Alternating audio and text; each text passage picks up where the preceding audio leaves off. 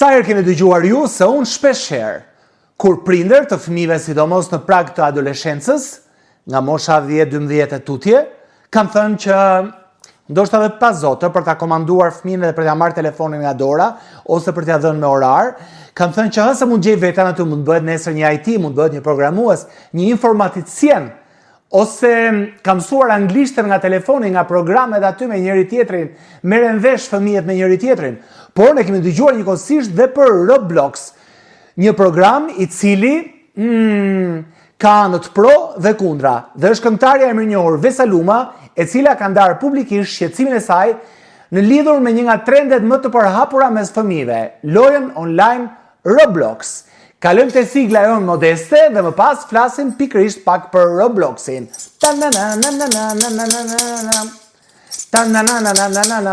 Ky Robloxi vallça është. Okej, pra, e kishim dëgjuar, por nuk e menduam kurrë më shumë saq. E menduam ndonjëherë se është një gjë e bukur.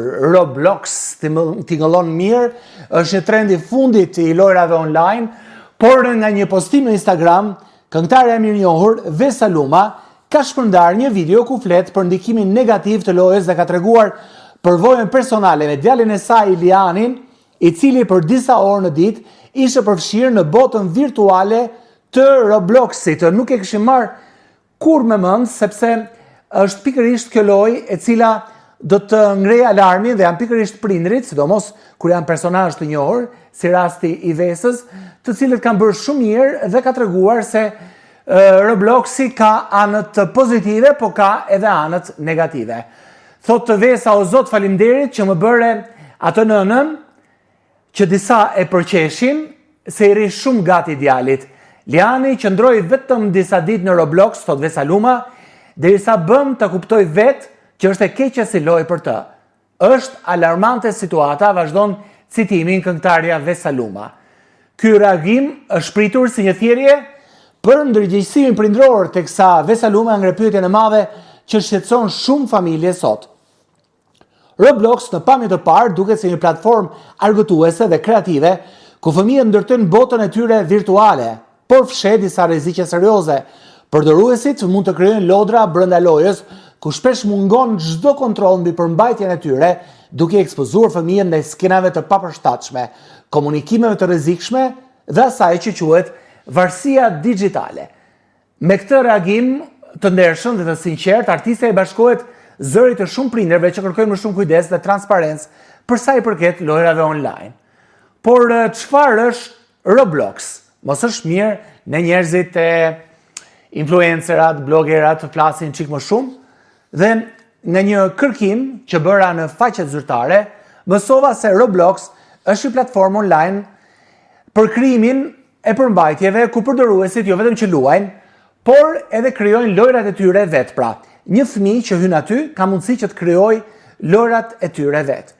Është një lojë bote virtuale ku miliona lojtarë nga gjithë bota hynë për të luajtur lojrat të krijuara nga përdorues të tjerë.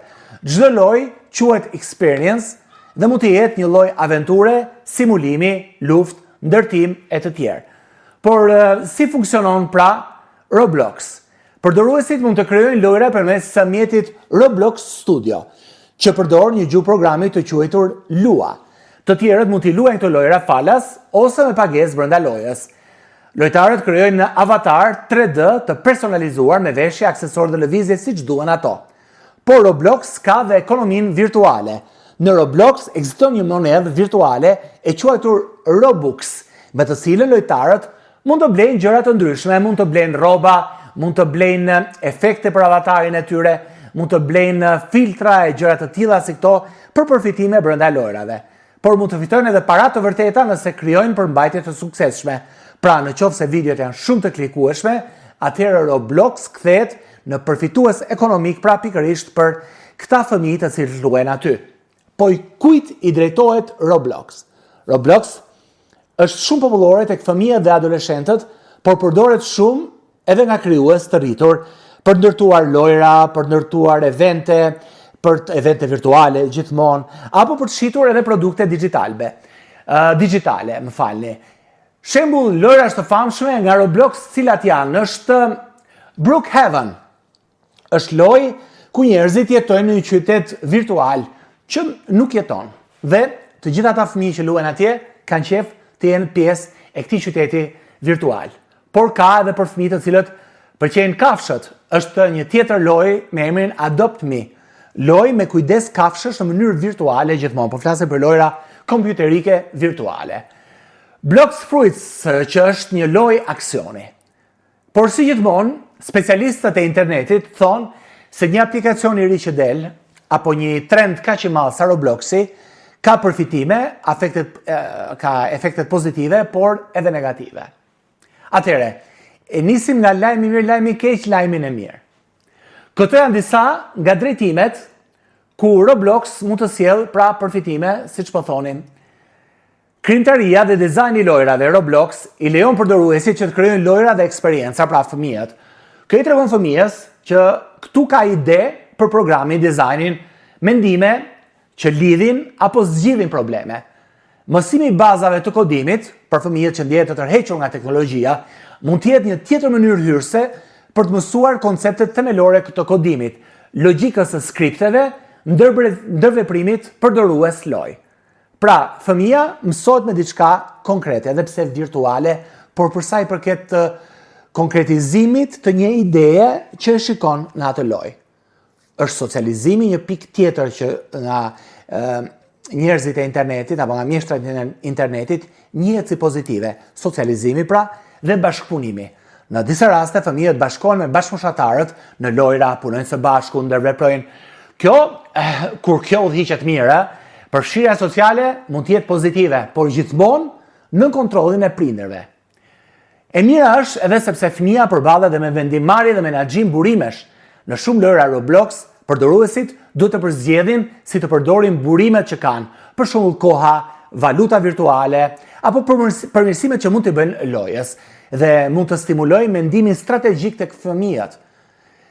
Specialistët thonë që t'jep edhe vetbesim dhe arritje. Pra të arrish të përfundosh një projekt ose lojë që vetë ke ndërtuar dhe mund të krijojë një rritje të vetbesimit. Fëmia thotë që po, këtë lojë e kam përdorur unë dhe shikoni pak sa i zoti që jam, kam filluar një gjë dhe kam arritur ta çoj deri në fund. Por ka dhe rreziqe që duhet i keni parasysh. Përmbajtjet e papërshtatshme, përmbajtjet që krijohen nga përdoruesi Roblox, mund të përmbajë lojra ose zona që kanë përmbajtje dhune, përmbajtje seksualisht suggestive ose gjuhë të pahishme që nuk janë gjithmonë të filtruara. Mund të ketë edhe vartësi fëmia, familja mund të kalojë orë të tëra duke luajtur, që ndikojnë tek shëndeti, tek gjumi, tek performanca shkollore dhe tek detyrimi i fëmijës për të bërë edhe gjëra të tjera.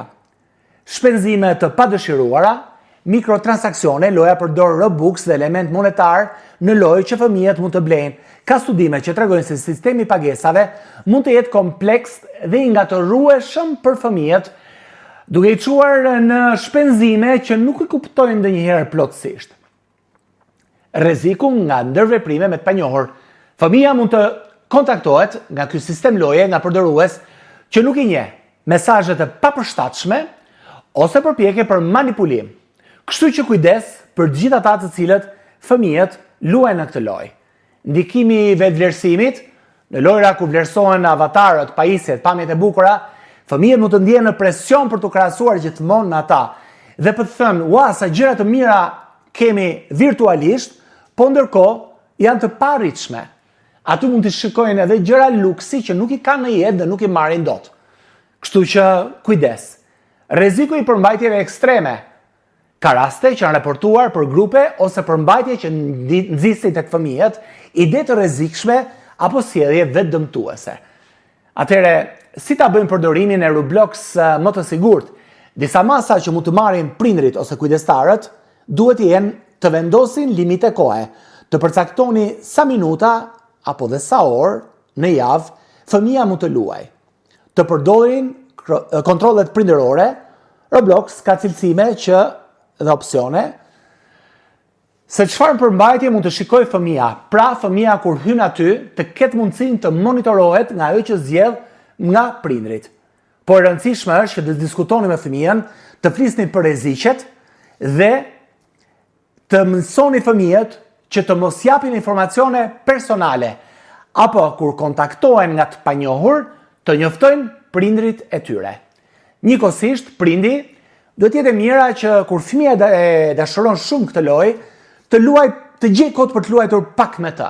Nga ana tjetër, të kontrollojnë historinë e lojës, të kontrollojnë transaksionet që bëhen aty, çfarë blen fëmia dhe për çfarë i shpenzon ato parat virtuale.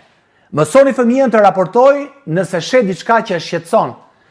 Çdo mesazh apo lojë me përmbajtje që nuk është e përshtatshme, ta raportoni menjëherë në platformë dhe mësojeni fëmijën që t'ju njoftojë për gjithçka që nuk shkon pikërisht me këtë lojë.